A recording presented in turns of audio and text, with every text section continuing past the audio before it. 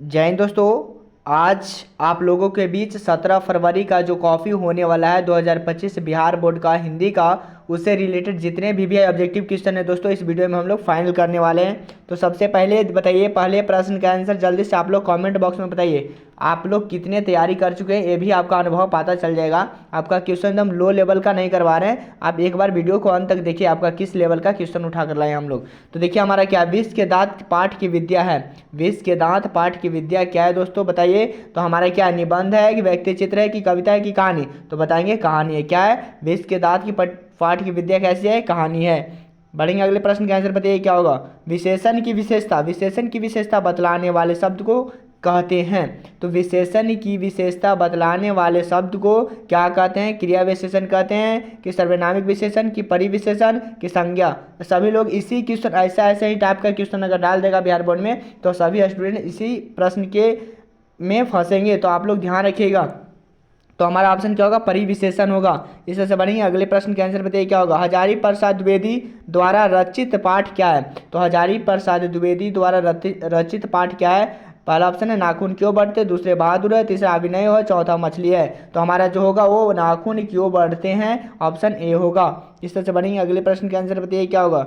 परिमाणवाचक विशेषण है। तो परिमाणवाचक विशेषण क्या होगा, सुंदर होगा कि थोड़ा सा होगा कि चार होगा कि पुराना, जल्दी से बताइए तो क्या होगा। तो हम लोग बताएंगे कि सुंदर होगा, परिमाणवाचक सुंदर, ऑप्शन नंबर ए होगा। इस तरह से बढ़ेंगे अगले प्रश्न के आंसर बताइए क्या होगा। सेन साहब की आंखें आंखों का तारा है। तो सेन साहब की आंखों का तारा क्या है, कार है, ऑप्शन दूसरा में खोखा है, तीसरा खोखी है और चौथा में उपयुक्त सभी है। तो जो हमारा आंसर होगा वो खोखा होगा। क्या होगा, खोखा। इस तरह से बढ़ेंगे अगले प्रश्न के आंसर बताइए क्या होगा। बाबा साहेब भीमराव अम्बेडकर का जन्म कब हुआ था। बताइए, बाबा साहेब भीमराव अम्बेडकर का जन्म कब हुआ था।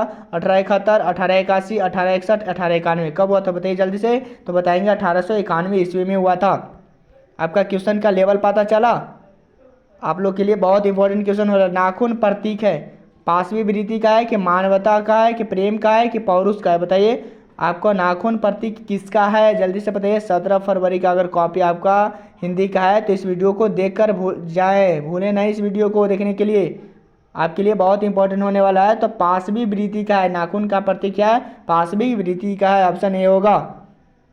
इस तरह से बढ़ेंगे अगले प्रश्न के आंसर बताइए। निम्नलिखित में से संज्ञा का भेद है। पुरुषवाचक है कि व्यक्तिवाचक है कि संबंधवाचक है कि निजवाचक, जल्दी से बताइए क्या होगा। तो व्यक्तिवाचक है जो संज्ञा का भेद है, ध्यान रखिएगा।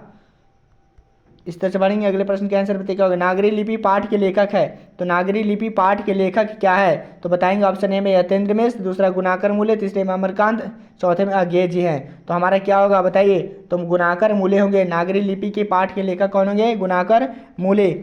इस तरह से बढ़ेंगे अगले प्रश्न के आंसर बताइए क्या होगा। जातिवाचक संज्ञा का उदाहरण नहीं है। जातिवाचक संज्ञा का उदाहरण नहीं है, क्या होगा बताइए। पहला ऑप्शन गाय है, दूसरा नदी है, तीसरा शहर है, विवेकानंद। तो जातिवाचक हमारा देखिए यह हमारा व्यक्तिवाचक में आता है, विवेकानंद किसी का नाम है, ध्यान में रखेंगे। आपके लिए एक एक क्वेश्चन बहुत इंपॉर्टेंट होने वाला है। बहादुर कहाँ का रहने वाला था। तो बहादुर जो रहने वाला था वो कहाँ का था बताइए। बिहार का था कि उत्तर प्रदेश का कि नेपाल का कि भूटान का, तो बताएंगे नेपाल का था। कहाँ के था रहने वाला, बहादुर नेपाल का था। इस तरह से बढ़ेंगे अगले प्रश्न का आंसर बताइए क्या होगा। बहादुर का पूरा नाम क्या था बताइए। बहादुर का पूरा नाम है क्या था, दिल बहादुर कि हमारा शेख बहादुर के बहादुर प्रसाद की बहादुर पंडित, तो ऑप्शन कौन सा होगा बताइए। तो बताएंगे दिल बहादुर। बहादुर का पूरा नाम दिल बहादुर था। इस तरह से बढ़ेंगे अगले प्रश्न का आंसर बताइए क्या होगा।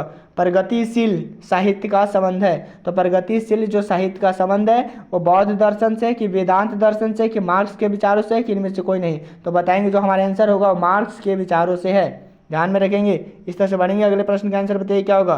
कर्मधारय समास है।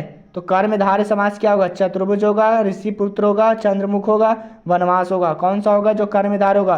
तो बताएंगे चंद्रमुख, क्या होगा हमारा चंद्रमुख।